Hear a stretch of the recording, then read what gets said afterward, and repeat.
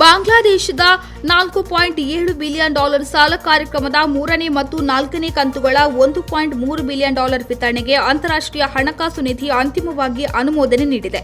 3ನೇ ಮತ್ತು 4ನೇ ಕಂತುಗಳನ್ನು ಒಳಗೊಂಡಿರುವ ಈ ಮೊತ್ತವನ್ನು ಜೂನ್ 26ರಂದು ಬಾಂಗ್ಲಾದೇಶದ ಖಾತೆಗೆ ಜಮಾ ಮಾಡುವ ನಿರೀಕ್ಷೆ ಇದೆ ಎಂದು ಐಎಂಎಫ್ ಬಿಡುಗಡೆ ಮಾಡಿದ ಪತ್ರಿಕಾ ಪ್ರಕಟಣೆಯಲ್ಲಿ ತಿಳಿಸಿದೆ. ಭಾರತೀಯ ಗಗನಯಾತ್ರಿ ಶುಭಾಂಶು ಶುಕ್ಲಾ ಅವರ ಅಂತಾರಾಷ್ಟ್ರೀಯ ಬಾಹ್ಯಾಕಾಶ ನಿಲ್ದಾಣಕ್ಕೆ ಆಕ್ಸಿಯಂ 4 ಮಿಷನ್ ನಾಳೆ ಉಡಾವಣೆಯ ಗುರಿಯನ್ನು ಹೊಂದಿದೆ. ನಾಸಾದ ಅಧಿಕೃತ ವೆಬ್ಸೈಟ್ನಲ್ಲಿನ ಹೇಳಿಕೆ ಪ್ರಕಾರ ನಾಸಾ ಆಕ್ಸಿಯಂ ಸ್ಪೇಸ್ ಮತ್ತು ಸ್ಪೇಸ್ ಎಕ್ಸ್ ನಾಳೆ ಮಧ್ಯಾಹ್ನ 12:01ಕ್ಕೆ ಐಎಸ್ಎಸ್ಗೆ 4ನೇ ಖಾಸಗಿ ಗಗನಯಾತ್ರಿ ಕಾರ್ಯಾಚರಣೆಗಾಗಿ ಉಡಾವಣೆ ಮಾಡುವ ಗುರಿಯನ್ನು ಹೊಂದಿವೆ.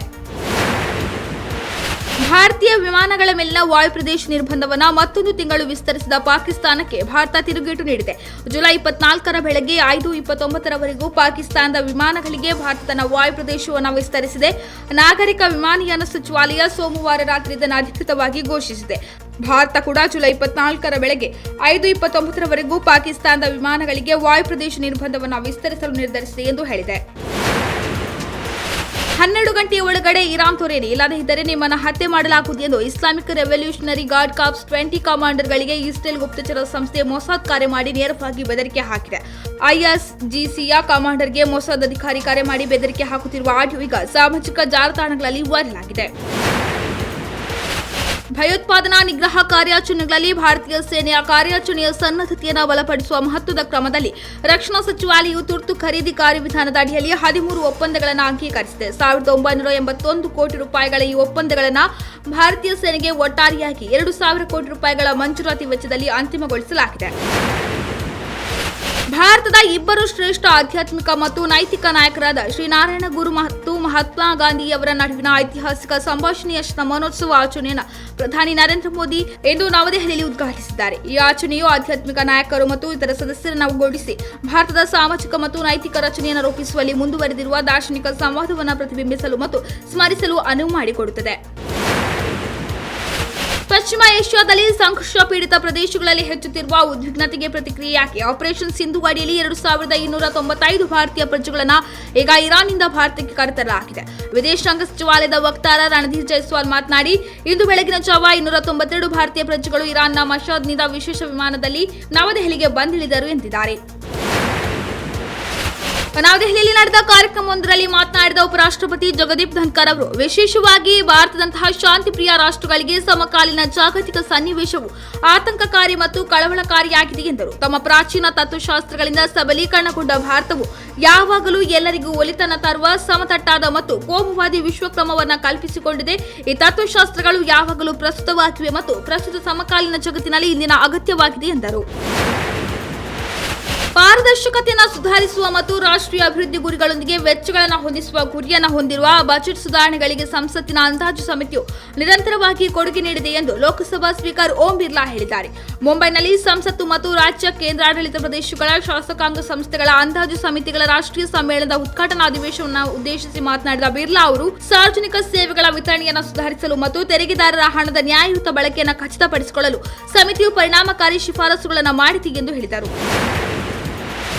ಏಕೀಕೃತ ಪಿಂಚಣಿ ಯೋಜನೆಗೆ ಆಯ್ಕೆ ಮಾಡಿಕೊಳ್ಳಲು ಇರುವ ಕಟ್ ಆಫ್ ದಿನಾಂಕವನ್ನು ಈ ವರ್ಷದ ಸೆಪ್ಟೆಂಬರ್ 30ರವರೆಗೆ 3 ತಿಂಗಳು ವಿಸ್ತರಿಸಲು ಸರ್ಕಾರ ನಿರ್ಧರಿಸಿದೆ. ಈ ಕಟ್ ಆಫ್ ದಿನಾಂಕವು ಅರ್ಹ ಕೇಂದ್ರ ಸರ್ಕಾರಿ ನೌಕರರು, ನಿವೃತ್ತರು ಮತ್ತು ಮೃತ ನಿವೃತ್ತರ ಕಾನೂನುಬದ್ಧವಾಗಿ ವಿವಾಹಿತ ಸಂಗಾತಿಗಳಿಗೆ ಅನ್ವಯಿಸುತ್ತದೆ. ರಕ್ಷಣಾ ಸಚಿವ ರಾಜನಾಥ್ ಸಿಂಗ್ ಅವರು ನಿನ್ನೆ ಸಂಜೆ ನವದೆಹಲಿಯಲ್ಲಿ ವಿಂಗ್ಸ್ ಟು ಅವರ್ ಹೋಪ್ಸ್ ಸಂಪುಟ 2 ಎಂಬ ಪುಸ್ತಕವನ್ನು ಬಿಡುಗಡೆ ಮಾಡಿದರು. ಈ ಪುಸ್ತಕವು ಆಗಸ್ಟ್ 2023ರಿಂದ ಜುಲೈ 2024ರ ಅವಧಿಯಲ್ಲಿ ರಾಷ್ಟ್ರಪತಿ ದ್ರೌಪದಿ ಮುರ್ಮು ಅವರು ಮಾಡಿದ ಭಾಷಣಗಳನ್ನು ಒಳಗೊಂಡಿದೆ. ಮಾಹಿತಿ ಮತ್ತು ಪ್ರಸಾರ ಸಚಿವ ಅಶ್ವಿನಿ ವೈಷ್ಣವ್ ಮತ್ತು ರಾಜ್ಯ ಸಚಿವ ಡಾಕ್ಟರ್ ಎಲ್ ಮುರುಗನ್ ಕೂಡ ಸಮಾರಂಭದಲ್ಲಿ ಭಾಗವಹಿಸಿದ್ದರು. ಪಹಲ್ಗಾಮ್ ದಾಳಿ ಹಿನ್ನೆಲೆಯಲ್ಲಿ ದೇಶ ತೊರೆಯುವಂತೆ ಪಾಕಿಸ್ತಾನಿ ಪ್ರಜೆಗಳಿಗೆ ಭಾರತ ಸರ್ಕಾರ ಆದೇಶಿಸಿದ್ದ ಹಿನ್ನೆಲೆಯಲ್ಲಿ ಪಾಕಿಸ್ತಾನಕ್ಕೆ ಗಡೀಪಾರು ಮಾಡಲಾಗಿದ್ದ ಮಹಿಳೆಯನ್ನ ಮರಳಿ ಕರೆತರುವಂತೆ ಕೇಂದ್ರಕ್ಕೆ ಜಮ್ಮು ಕಾಶ್ಮೀರ ಹಾಗೂ ಲಡಾಖ್ ಹೈಕೋರ್ಟ್ ಆದೇಶಿಸಿದೆ. ಕೆಲ ತಿಂಗಳುಗಳ ಹಿಂದೆ ನಿಧನರಾದ ಉದ್ಯಮ ಲೋಕದ ದಂತಕತೆ ರತನ್ ಟಾಟಾ ಅವರು ತಮ್ಮ ಉಯಿಲಿನಲ್ಲಿ ನಿರ್ದಿಷ್ಟವಾಗಿ ವಿತರಿಸದೇ ಇರುವ ಅವರ ಒಡೆತನದಲ್ಲಿರುವ ಪಟ್ಟಿ ಮಾಡಿದ ಹಾಗೂ ಪಟ್ಟಿ ಮಾಡದೇ ಇರುವ 2 ಬಗೆಯ ಷೇರುಗಳನ್ನು ರತನ್ ಟಾಟಾ ದತ್ತಿ ಪ್ರತಿಷ್ಠಾನ ಮತ್ತು ರತನ್ ಟಾಟಾ ದತ್ತಿ ಟ್ರಸ್ಟ್ ಸಮಾನವಾಗಿ ಪಡೆಯಬೇಕು ಎಂದು ಬಾಂಬೆ ಹೈಕೋರ್ಟ್ ಇತ್ತೀಚೆಗೆ ತೀರ್ಪು ನೀಡಿದೆ. ಬೆಂಗಳೂರು ನಗರದಲ್ಲಿ ಪ್ರತಿ ವರ್ಷ ಎದುರಾಗುವ ರಸ್ತೆ ಗುಂಡಿಗಳ ಸಮಸ್ಯೆ ಪರಿಹರಿಸುವುದು ಮತ್ತು ಸುಗಮ ಪಾದಚಾರಿ ಮಾರ್ಗ ಹಾಗೂ ವಾಹನ ಸಂಚಾರಕ್ಕೆ ಸೌಲಭ್ಯ ಒದಗಿಸುವುದಕ್ಕೆ ಸಂಬಂಧಿಸಿದಂತೆ ಅಳವಡಿಸಿಕೊಂಡಿರುವ ಕಾರ್ಯವಿಧಾನ ಕುರಿತು ಸವಿವರವಾದ ಅಫಿಡವಿಟ್ ಸಲ್ಲಿಸುವಂತೆ ಬೆಂಗಳೂರು ಮಹಾನಗರ ಪಾಲಿಕೆಗೆ ಕರ್ನಾಟಕ ಹೈಕೋರ್ಟ್ ಸೋಮವಾರ ನಿರ್ದೇಶಿಸಿದೆ. ರಸ್ತೆ ಗುಂಡಿಗಳನ್ನು ಮುಚ್ಚುವುದು ಮತ್ತು ರಾಜಕಾಲುವೆ ಒತ್ತುವರಿ ತೆರವಿಗೆ ನಿರ್ದೇಶನ ಕೋರಿ ವಿಜಯ ಮೆನನ್ ಎಂಬುವರು ಸಲ್ಲಿಸಿರುವ ಸಾರ್ವಜನಿಕ ಹಿತಾಸಕ್ತಿ ಅರ್ಜಿ ವಿಚಾರಣೆಯನ್ನು ಹಂಗಾಮಿ ಮುಖ್ಯ ನ್ಯಾಯಮೂರ್ತಿ ವಿ ಕಾಮೇಶ್ವರ ರಾವ್ ಮತ್ತು ನ್ಯಾಯಮೂರ್ತಿ ಸಿಎಂ ಜೋಶಿ ಅವರ ವಿಭಾಗೀಯ ಪೀಠ ನಡೆಸಿತು.